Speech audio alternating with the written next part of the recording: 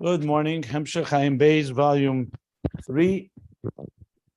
We are on page 1357, I should say. 1357.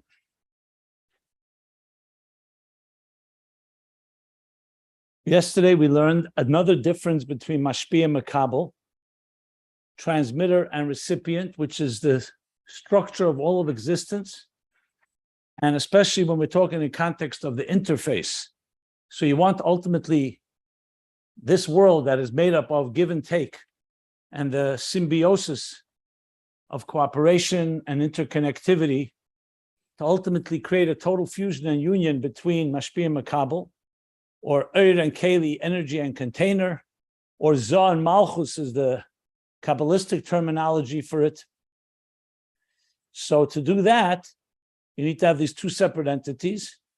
And he explained the difference between them. The previous paragraph, we learned the difference is one is revelation. Its fundamental role is to give, to transmit. And the other is fundamental role is to receive. And therefore it's about concealment, retaining. Now, in the second difference, he speaks about how mashpia is ba'atzmi and TV, fundamental nature is to give. It doesn't require any additional work to become a mashpia. So I explained yesterday what that meant. When it comes to makabel, you need additional work to chisel out, so to speak, and make the makabel be recipient. And explain two different ways that's possible as a teacher does it with a student. One is through refraining and holding back, withholding. Another is through overwhelming. Either way, what it does is it makes the student into a keli, to be a recipient, a proper absorber of the information that's being conveyed. And they call that gvura, the gvuras of ima, they're going to Malchus. V'oid, and then he added, in the beginning he said, kamin yonim. There's kamin yonim in the mashpia being atzmi and tivya, and makabel is not atzmi.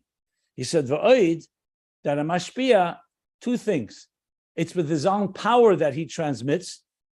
He has that power to transmit. He doesn't need an outside force. And secondly, he's transmitting from his own very essence, from what he has within him. A makabel, both things. On his own, he doesn't have what to give. What he's giving is what he receives from the mashpia, and the power to transmit is also coming from the mashpia. And that's Malchus. So Malchus is the recipient in the keva, Loshen keva, amunikal zeis, and then v'kayim aleinu, it's mashpia, what it receives from Zah, it's not its own energy, and it's not with its own power, it's only what it receives from Zah. So Malchus is a carrier, and it transmits what it receives. That's what the difference between a makabel and a mashpia. That's where we stopped at the top of page, the end of the paragraph on page 1357. Now, this is far from over. The Rebbe Rashab is now going to take a bunch of pages to explain further this idea of Malchus, its role. And through that, we'll come back to be able to understand the three different levels of makabel, like he said, like the moon, a bright stone, and the vision, sight, the clarity of sight, in context of the mashpia of the sun, which itself is coming to explain what he said about ner mitzvah b'teireh and ner neshama, back on page 1352. So I'll keep reminding us of the flow and the context of everything we're learning, but right now he's going to go deeper into what Malchus is all about. I think we should also keep in mind this point, that there's the way God creates it all. He created mashpia and makabel, and then there's the avodah through our work, where Malchus gets elevated and begins to receive more and more from its mashpia, to the point that it can reach even levels that are higher than the mashpia, as we learned earlier as well, to the point even from the helam ha'atzmi. So let's not forget that point, because this is going to be vital in understanding the continuation of this discussion. But right now, we've established Malchus as being a makabel, meaning a recipient, and that's what it carries down. There will be, as Malchus elevates and it becomes something even greater than Zah, But we haven't reached that yet. That's the moon's transformation. Now the moon is a recipient of the sun. Even before the diminishment of the moon, Mashpia Makabel is a fundamental part of creation. And these two aspects of Mashpia Makabel, we just learned the differences between them. So now he's going to continue in analyzing what Malchus is. Okay. So the pages can be found at ayinbeis.com if you want to follow the PDF of the actual text. And I'll read from the new paragraph on page 1357. Ubira inyan. And the explanation of this, yesh lahagdim, to explain this idea, one needs to preface ma deisa b'zayar vayechi dafnesh memtes amud beis. What it says in Zayar vayechi, page 249b. What does he say? Here's the famous expression that we've already quoted earlier, but now he's going to elaborate on it. And what is that? The b'chinas Malchus lesla megamo klum. At the level of Malchus, Magamo means on its own. It has nothing of its own. That's the expression. It has nothing of its own. Usually we identify that with the moon. It has no light of its own, except what it receives from the sun. So he did use this expression earlier already when he spoke about the sun and the moon. Back on page, where was it? Here, on page 1352.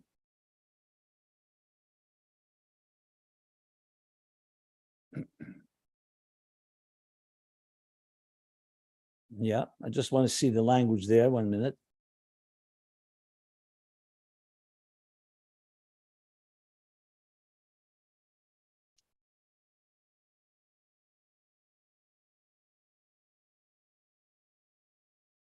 Yeah, at the bottom of page 13, the Sira Lesla Megamaklum.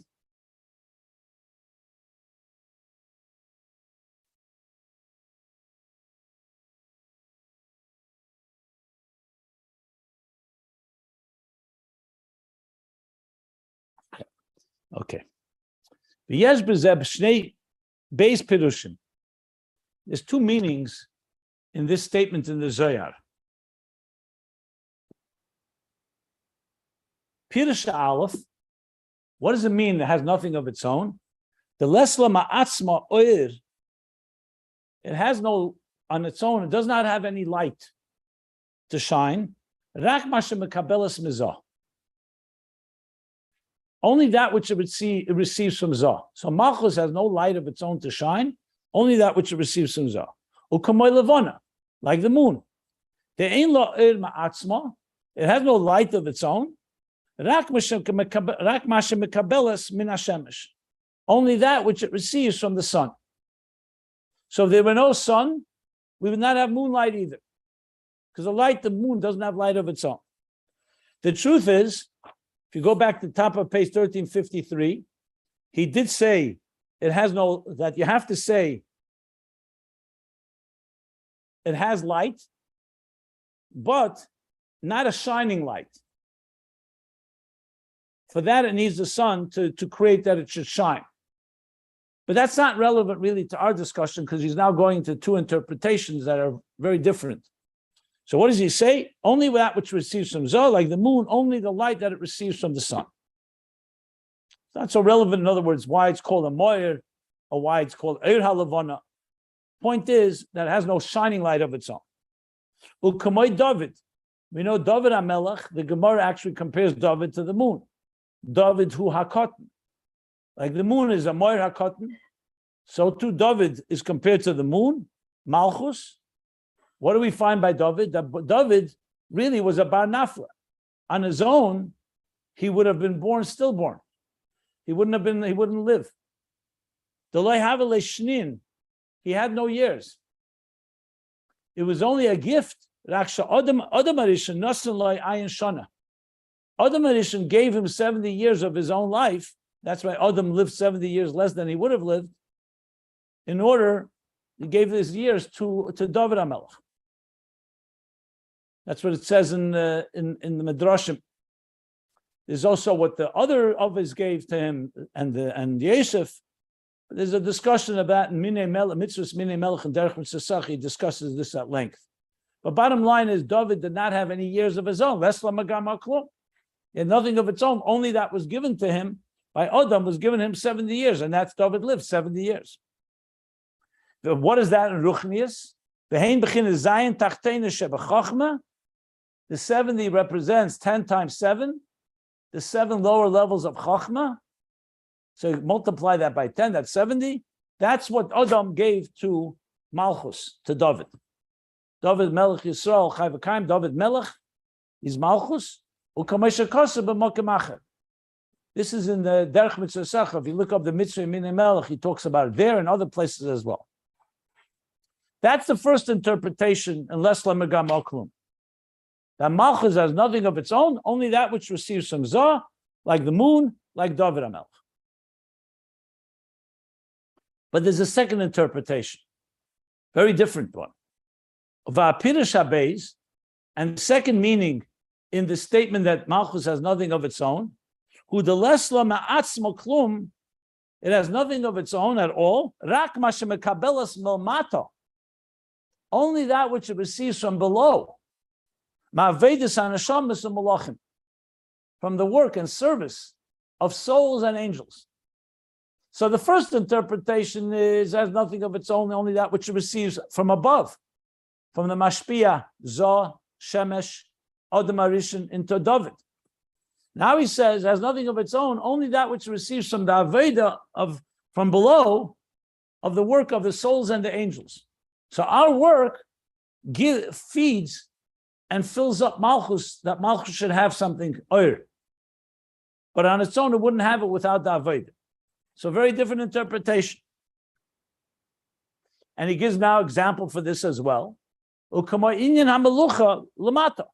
Like we see in a king, in a kingship below. That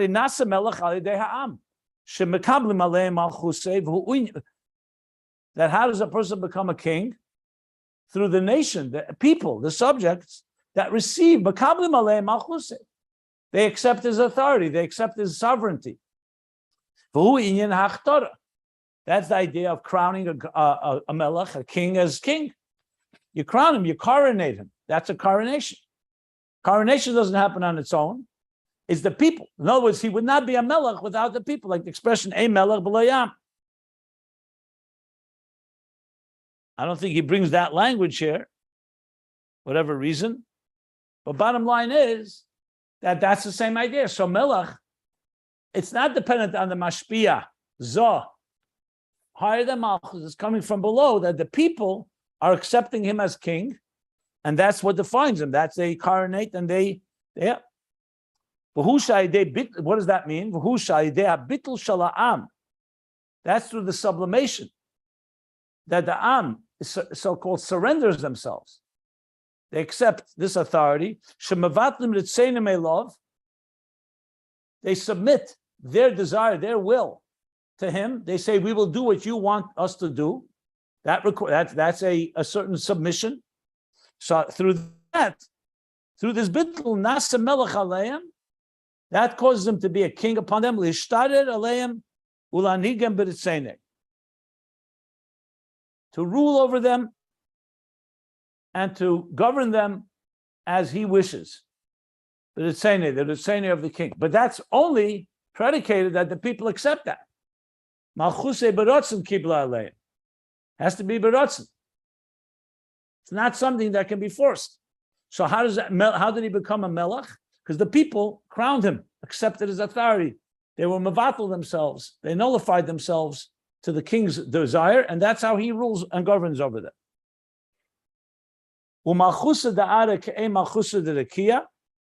Expression is that the kingship or kingdom below is ka'ain, is similar to the kingdom above in the heaven, God's kingdom. The kamoikenu l'maylo. Same thing as above. The Malchus Dile'elo, Malchus above, who are the abitul the neshamis lamato, is through the sublimation and through the nullification and the submission, the subjugation and submission of neshamis below. So just as it is in Malchus below, that's how it's above. So we see here the second interpretation that Malchus has nothing of its own, only that which is given, which is created and generated through the Aveda of Neshamas below, as shall be explained. And then Rebbe Rashab adds, Vishnei HaPirushim emes. And both these interpretations are true. They both have merit and value, as we shall discuss. So that's now established. Began now a new section here that Malchus doesn't have anything of its own. What does that mean? Either it's getting its light, its energy from above, from its mashpia, like the moon from the sun, Dovid HaMelech from Adam, or it's getting has nothing of its own. It's getting its energy from below, from the neshamas, from its subjects, below, like a king who's crowned by his people. And both are true. That's what he's established now. Now he's going to explain it, of course. Any questions? I think that when he's saying that, he doesn't mean to say the Levona is called Moel, because the Moel, the Levona is the Helen. But if you're talking about giving, then you have these two Pirushim, O Mekabel Milmailo, O Mekabel Milmato. It's not taking away anything of being a Moel, which is the Koyach HaHelen.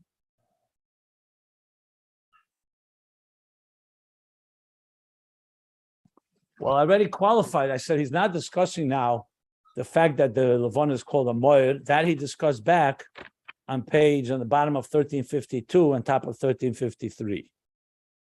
And more detail. Here he's speaking more. The Zohar says, Les Lamagama Klum. That's the statement. That has nothing of its own. The question is, where does it get it from? Does it get it from the Oyer of the Mashpia, of Zah Shemesh, or of the people? That's what he's saying here right now. Yeah. It's not a contradiction. Correct. Va'inyan hu, so let's continue. Va'inyan hu, the inyan in this is, Din Yodua, this is going to get a little dense, but I'll try to explain. Because now it's known, the Zoh Netzal, the Seid Shadish, the Beginnes Vav Ksavas. Gimel Rishen is boim by Besed Tesvis. Okay. Let me give an introduction before so he says that's known that Zah emanates Besed Shadish. Seid is an expression used in Kabbalah a lot, even though it means secret, but Seid also means Besed Shadish, that is its fundamental personality. So that's Besed Shadish.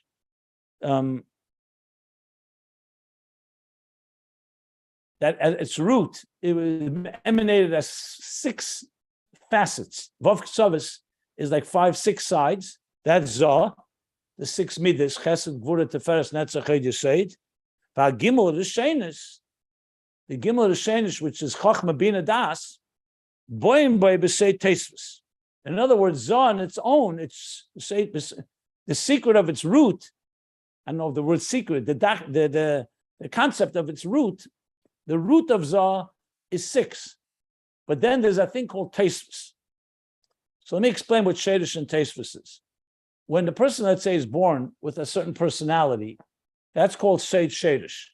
That's how you are at your root level. That doesn't mean you cannot acquire additional strengths or additional faculties in your life. So when you say Shadish, it means that's what you got. It's like in business, it would be the difference between principal and interest, Keren and the Paytas. So the principal is what you have. Let's say you have $100. That's Shadish, but that 100 can multiply and exponentially grow. That would be Tesvis. So everything in life is created that way. It's what it is at its root, and then what it gets by extension. So he says Zah at its root is 6 levels. And Besed Tesvis, over the root, in addition to it, it has the Gimel Rishenis is Besed Tesvis. And I'm trying to find the exact translation. Seid does mean secret, but he means here that the way the method is through an additional component, not the Shadish. Sometimes we say that the blessing of God whose additional element is more than the fundamental, that the fruits, the interest is greater than the principle. The dividends are greater than the principle. The dividends are like Tosfos. Shadish is the root of it. So that's what it says in Eitz Chaim in a number of places that talk about Zoh.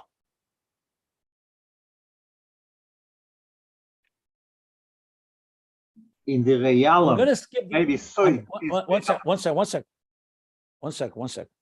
I'm going to skip the parentheses a moment because I just want to show the other end. After the parentheses, around 6 lines, he says, Malchus, on the other hand, Malchus netzala, in a different way. The emanation of Malchus from godliness is a differently. There, in its root, Malchus is only a dot, only a point. Zoh is 6 facets. It's multifaceted. It's with many dimensions. Chesed, Gvura, Tevet. Malchus only emanated as a nukuda achas, v'hu hakeser shaba. And that's the keser within Malchus. One nukuda, 1 point. And the 9 other spheres in Malchus, they are all acquired. They come as additional elements, like I said, dividends or interest or that are added on. So Malchus fundamentally is a nukuda, which is like less lemegam klum. It has nothing, just a point. The Sefiros are then added into it. Zoh, on the other hand, begins with 6, and then there's additional 3, the Gimel Shenish of Chabad that enter into it. That's the difference between Zoh and Malchus. Now I'm going to read the parentheses. You wanted to ask something?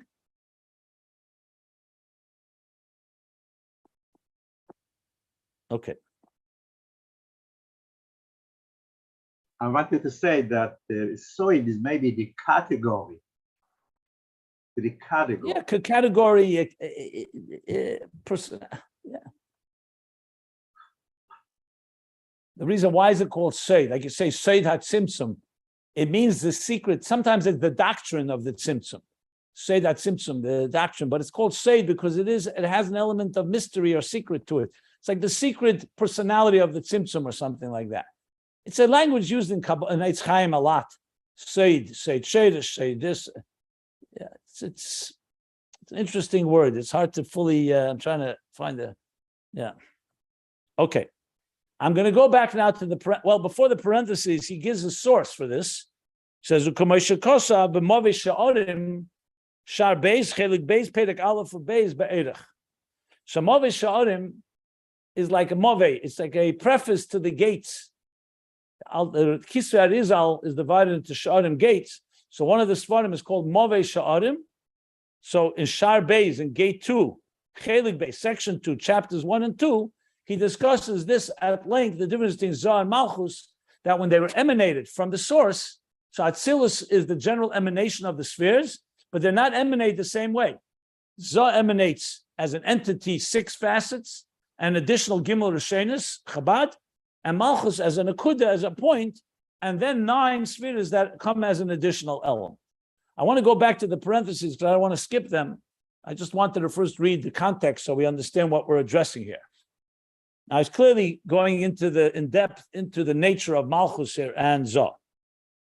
Okay.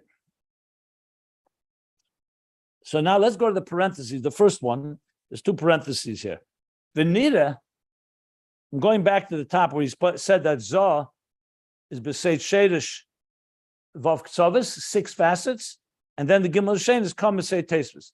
So the Rebbe Rashab is adding now his own commentary. Venida, and it appears, sheyesh b'zeh beis madreges, that this has 2 levels in it. B'chinas hamoichin haboyim b'derech seder ishtalshlus. So Gimel Rishenis itself is moichin. It's chachma bina das. So midas are fundamentally, they emanate as emotions, 6 emotions. But they have an additional element that's added into them is the mind. So he says in Gimel Rishenis itself, it appears that there are 2 levels. Moichin that come, Seder Ishtalshlus. In other words, the regular order and system has moichin in midis. Ubchinas moichin chadoshim aboyim al idei aveda. And there's another level of moichin that don't come from the natural order. In other words, even though it's tasteless, he's explaining in tasteless there's two things.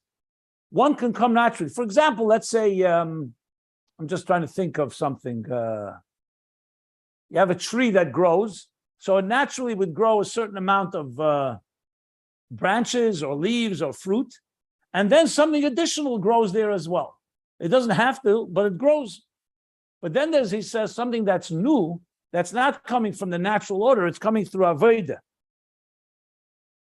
That knows a moichin chadoshim that comes through Avodah.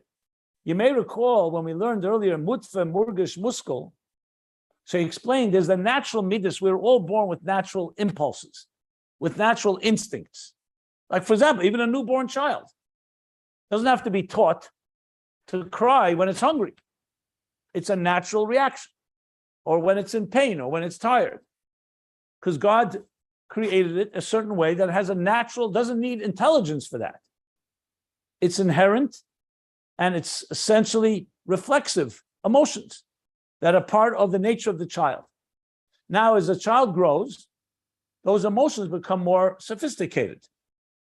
You can teach, for example, a newborn, you can't say thank you, say please, or don't cry, I'm coming. But a 2-3-year-old, you could say that. Say, please don't cry, I'm coming to help. Say please, say thank you, don't grab something from another child. In other words, you can train midas to become more refined. As we grow, the mind develops as well, and the mind can also guide and tame and direct the midas. Not also, that's how it does it.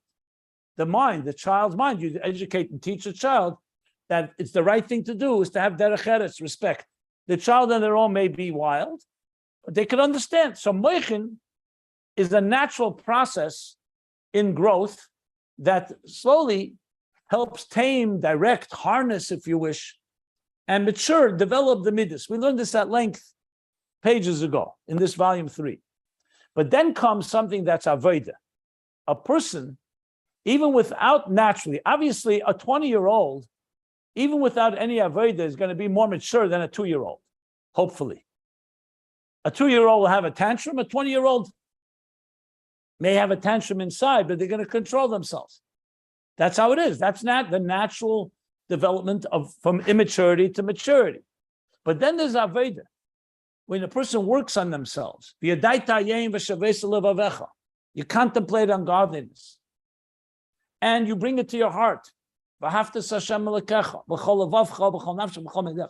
Your mind, you're actually drawing, you learn Torah, you learn Chassidus, and it's drawing new energy of the mind, and in turn, that is also influencing the midas. So the Rebbe Rashab is saying that in the Tosfos, not Seit Sheish, the 6 emotions are the 6 facets. Then this Tosfos, there's additional elements. He says in the additional, there's 2 types. One is something that comes more natural from Seder Shtalshel, doesn't need Avodah. It's also coming from Moichin, from like a natural maturity process. And then comes the second level is where it's coming through Avodah, Moichin Chadoshim, Aboim Aidei Avodah, Ukamesha Kosev, Ba'bir, the Tzitkas Pizreine. So in the Maimer Tzitkas Pizreine, which I believe is a Maimer in Beshalach, in the Biur, is it in Torah Eir or Torah Chaim, he explains this idea. So the Rebbe Rashab is adding the Nira in Eitz Chaim, not Eitz Chaim, in Movesh Yodim, in the Kabbalah of it, it just says Sheirish and Tosfos. And the Moichin, Gimel Sheirish, is the additional element, the dividend, so to speak, or the additional component. He's explaining Venira that itself has 2 levels. And look and delve into what it says in Pri Eitz Chaim. It's also from the Arizal. Ba'agdoma, in the introduction, Be'inyan ha'beis minei zivugim. He talks there about 2 different types of unions. Now, you may recall the Yichud, Abba ve'ima chitzeni, Abba ve'ima pnimim. I'm not sure if that's what he addresses there, but 2 types of zivugim means a zivuk that comes more natural, and there's a zivuk that brings a whole new energy that's even deeper than a regular. Like you could have even physically, you could have spouses who are married and they have a union that's natural, and then they could have a union that's developed through their Avodah that's a far higher level of zivug. Ubeshara tefillah, Perek Zayin, Kosav. In Pri Etz Chaim, there's a Shara tefillah, the gate of prayer, chapter 7. He writes like this: the Kishaloi b'Shara tefillah.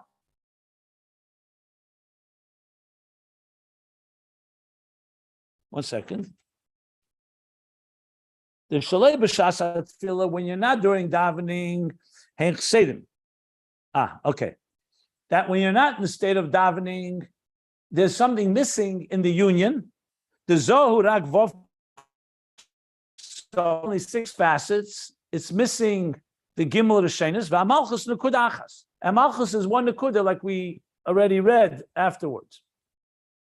And what does davening accomplish? Both of them get repaired or get beautified or get enhanced, but parts of Gomor, that they become a full structure.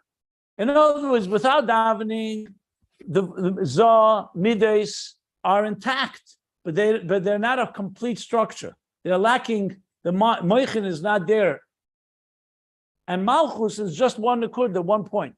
During davening, when a person invests himself with his mind and his heart, so then the Mides elevate and Malchus elevates and they become a parts of Gomer where they have the full structure, including Gimel Rishenis of Meichin. That's what he's adding here. So you see from this, there's before Aveda and after Aveda. B'tzorech leimer.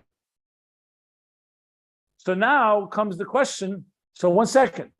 You're telling me there's 2 levels in Moichin. Why? You could argue there's only 1 level of Moichin that comes through Aveda. Who says there's a Moichin without Aveda? So the Rebbe Rashab qualifies. It says, because before davening, it's Moichin Diyanika. There's a mind, but like even a child has unique. Unique is Ibur Yanika Moichin is that second stage I mentioned, where it's no longer Ibur like pregnancy, like a newborn child, where there's no mind at all really functioning, only purely reflexive.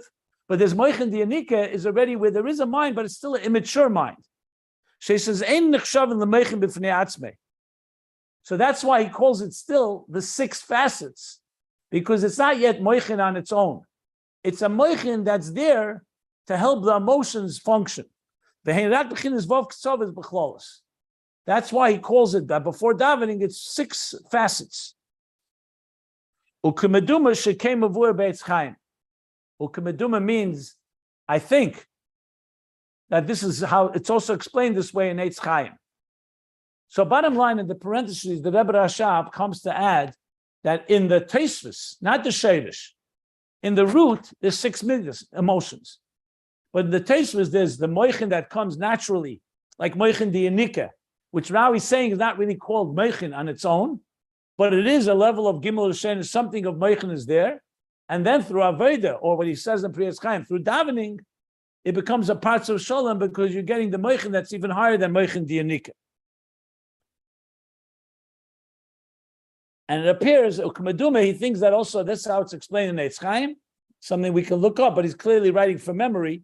But that's how the Rebbe Rashab puts it. Okay.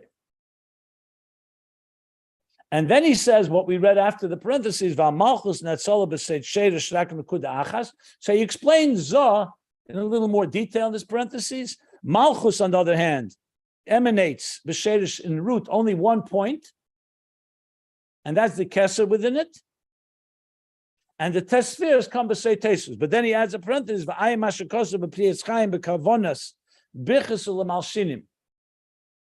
They should look in Pri Etz Chaim in the Kavana on the Brach and Shemin Esrei u'Malshinim. He talks about this Nekuda and the Kesser, the Kesser within Malchus. I have to look inside to remember what it says there. I'm almost sure that it was cited earlier in Ayin Beis, if I recall correctly, earlier even in volume 3, but I don't remember where right now.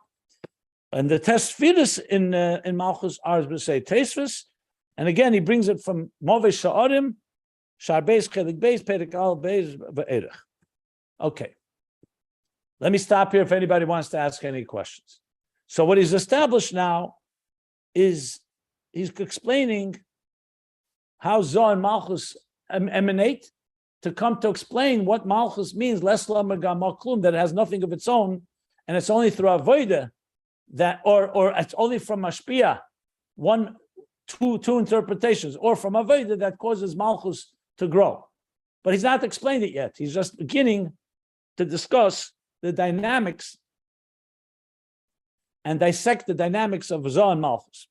Are there any questions?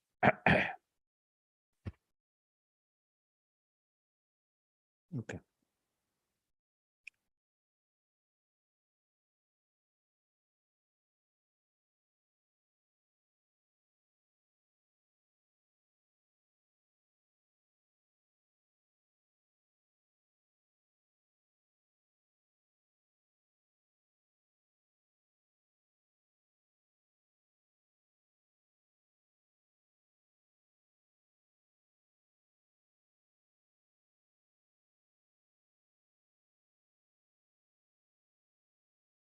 He didn't add here anything specific about less omega more klum.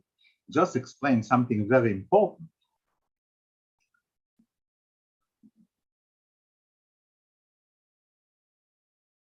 Points. I couldn't result emotions and discussing all of it. We're literally in the middle of the discussion. Linger is built.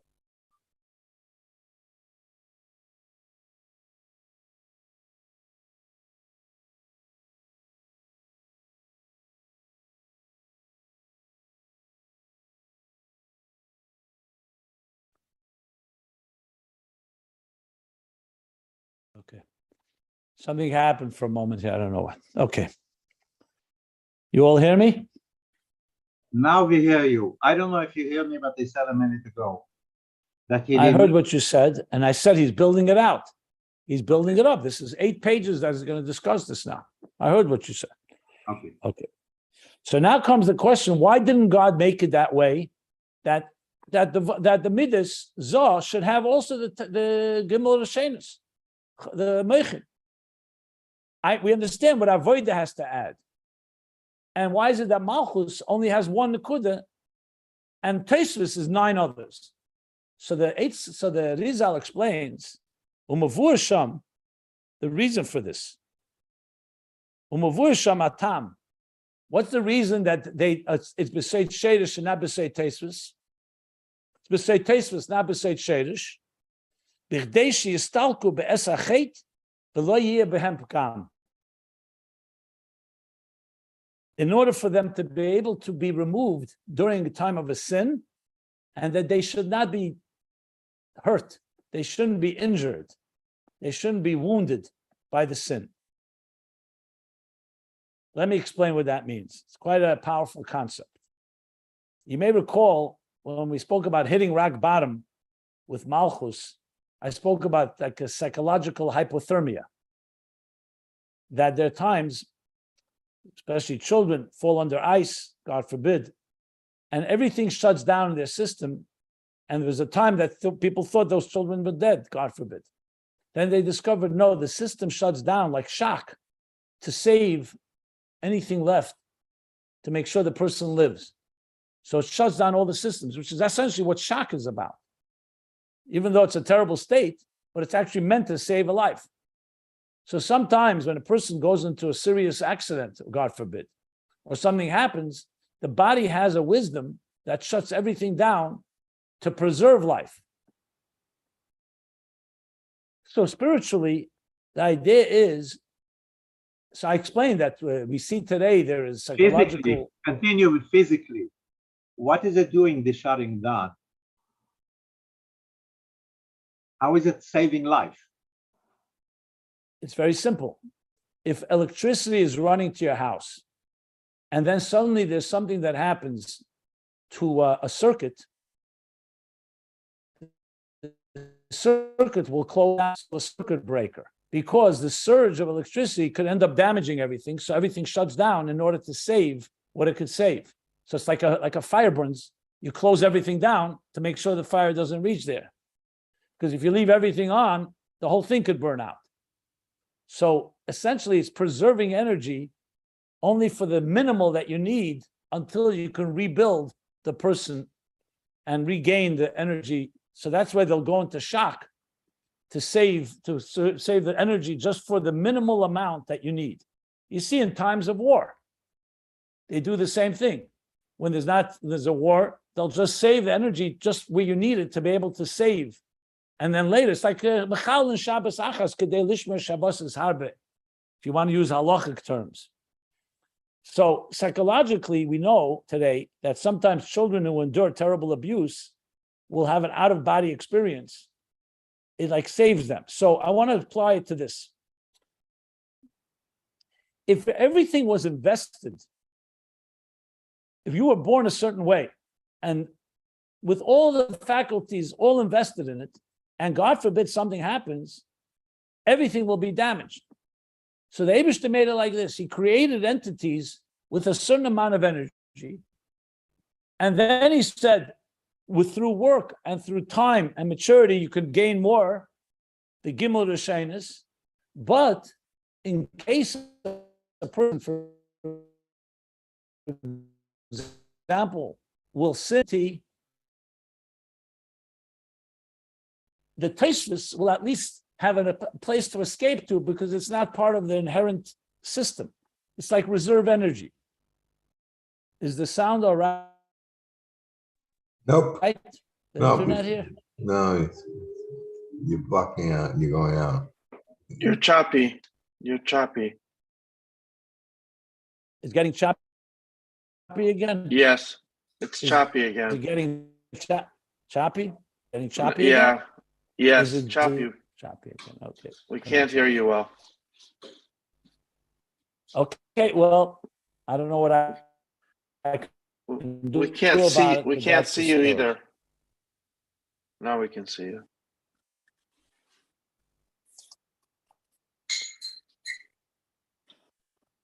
Let me. Okay.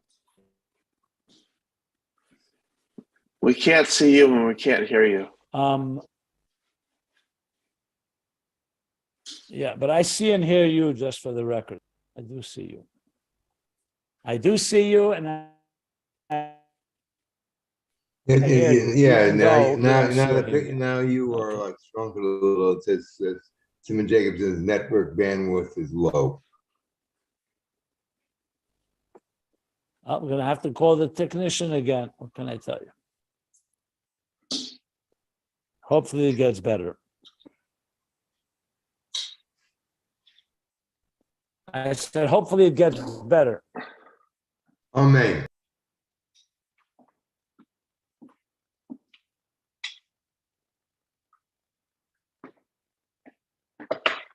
So the point I was Now I was trying to save the essential you. Over. Yeah.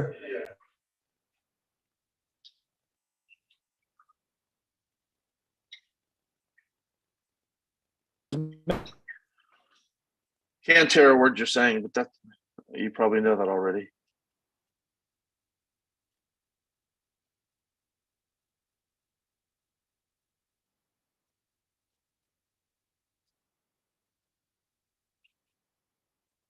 Nothing doing. Maybe he's having an out of body experience. making was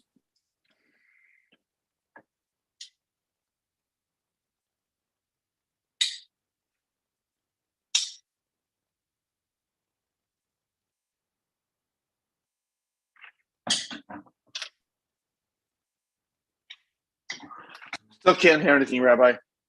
Yeah.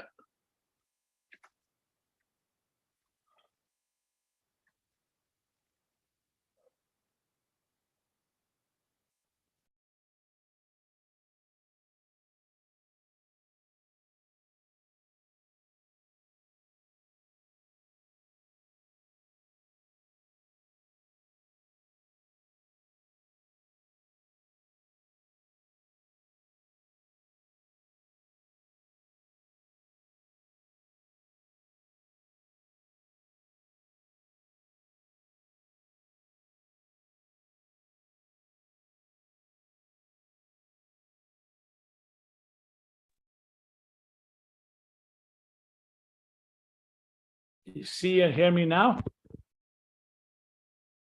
Yep, Or it's no good? all better, all better.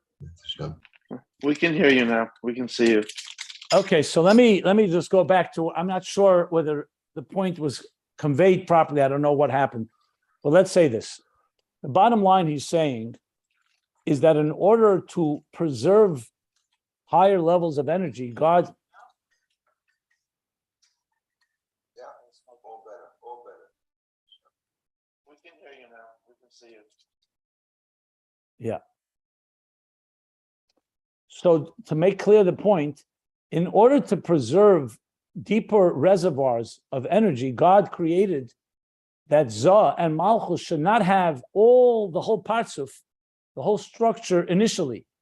Because in case there'll be a pagam, an injury or a wound, so that higher energy, moichin, could be removed because it's not part and inherent of the entity itself. That's what it says essentially in Kisra Arizal, why God created that Zah should not have moichin in the Shadish, and Malchus should not have the 9 spheres in the Shadish. Is it clear? I gave it some examples from shock, from hypothermia, from psychological situations.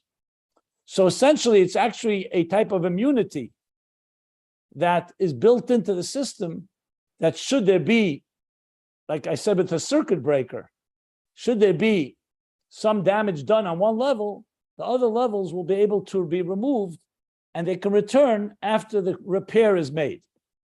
Is that clear? Any questions on that? That's the last point that we just read. Any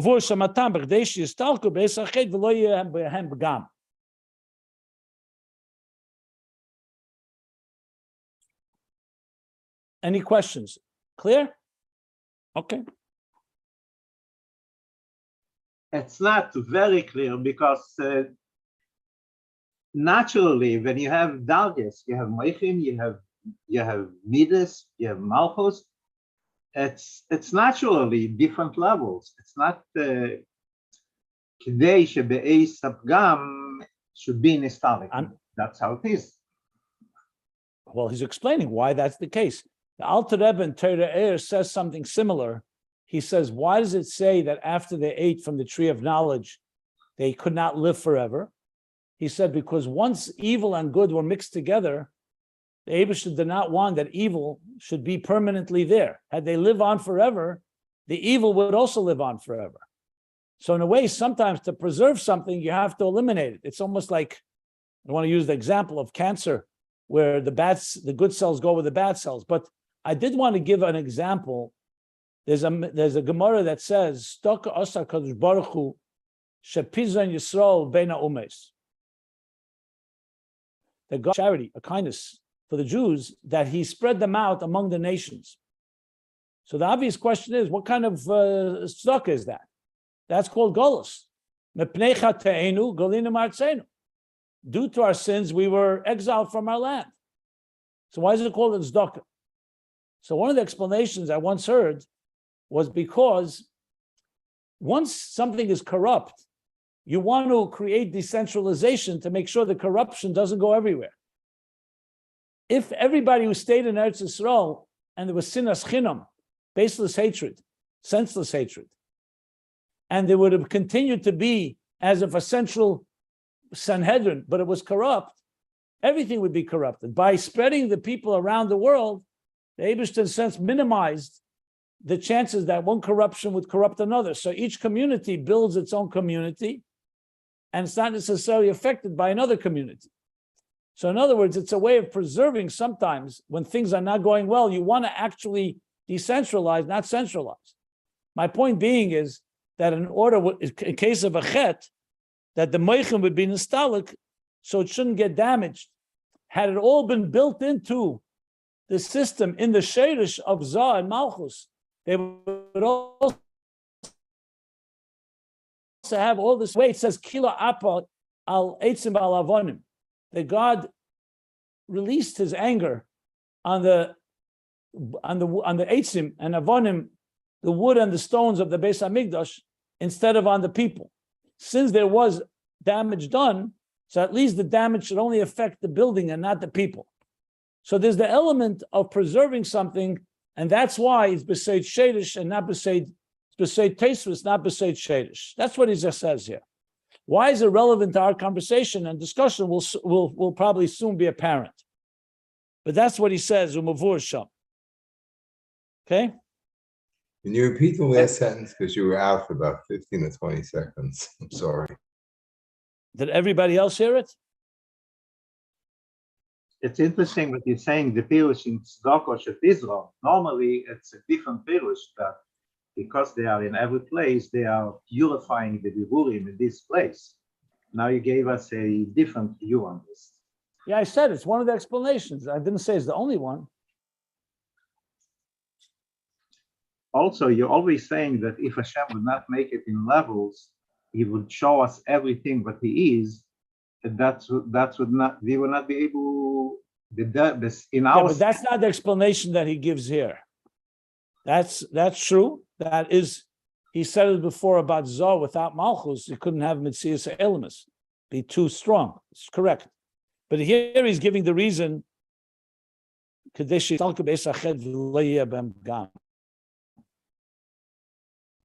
it a little about Sefiros HaKelim that the Shvira was in the Midas, but not in the Moichin. The Moichin were nostalgic, but the break was in the Midas. It's really a common thing in medicine that, let's say, when a burn, God forbid, someone gets burned, the body into a process that the burn should only cover certain parts. That's why you have to sometimes remove the outer layers to save the inner layers. But the point being is that the burn doesn't affect the whole being.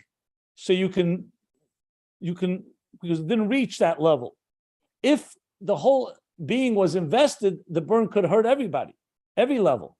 So you need sometimes the more healthy parts remain removed if there is a pagam, if there's an injury or a wound or damage done. Okay, I'm going to stop here. He's going to come, and now he's going to continue to explain the real meaning that Malchus is a Nekuda Achas. Because on one hand, it seems clearly that Malchus is doesn't have much Giluyim, just one point, like the moon at its birth is a dot, is a speck, and not even that. So he's going to explain what that means as he continues to discuss Malchus and Zoh, and you're going to see how all this is going to lead to that interface of uniting Mashpia and Makabel, and ultimately the Makabel, the Levana, goes all the way up to the Helama Atzmi. This is going to come back into the discussion. But now he's discussing it also with the context of Teira, Ner Mitzvah, Teira. Okay, there's a lot to talk about here. Light, darkness and light, and Helam and Gili. Yeah. I'll explain it more in the coming classes. So I'm going to stop here. The line, Lo Yibem Gam. Any other questions?